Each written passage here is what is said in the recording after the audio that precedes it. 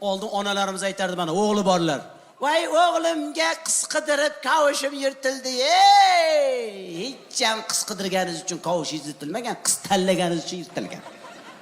Bo'yi uzun bo'lsin, chiroyli bo'lsin, qosh ko'zi qora bo'lsin, hamshira bo'lsin, o'qigan bo'lsin, pazanda bo'lsin. Ha, bitta qiz bolaga shuncha xislat kam emasmidi?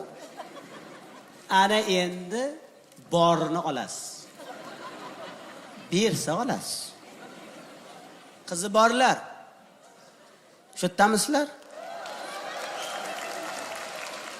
Bizni zamonimiz keldi.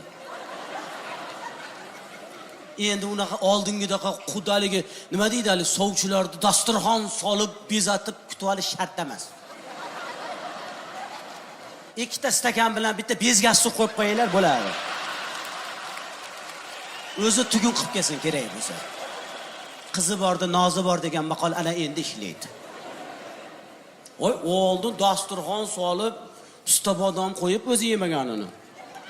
Qizini maqtab o'tirardi bechoralar. Qizim ostona xatlab ko'chaga chiqmagan. 10 ta gapirsangiz, bitta gapirib turjayib turadi.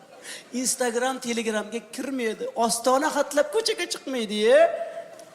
Endi shart emas. Onajonlar, mana qizim. Ko'chadan kirmaydi.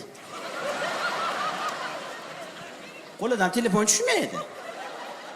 Bitta gapirsang, betingni yurib oladi mana ahvol. 11 gacha uxlaydi. Siz yigit onasi ham boshqa iloji yo'q-da. Rosa mana shunaqasini qidirdim men. Rosa men bopakamman shu qiz. Menga bering shuni, o'g'lim ham aytdi-da, shunaqasidan topib keling dedi. Meni o'g'limchi rosa pazanda.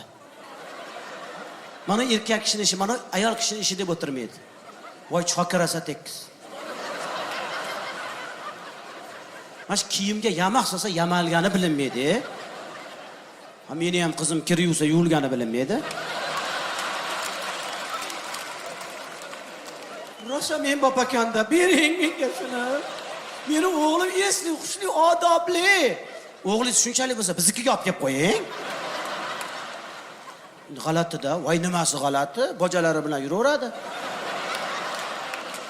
Bojalari bilan inoq bo'lsa, uy-joy talashmasa, ro'zg'orimni alohida qilaman desa yuraveradi, peshonusda.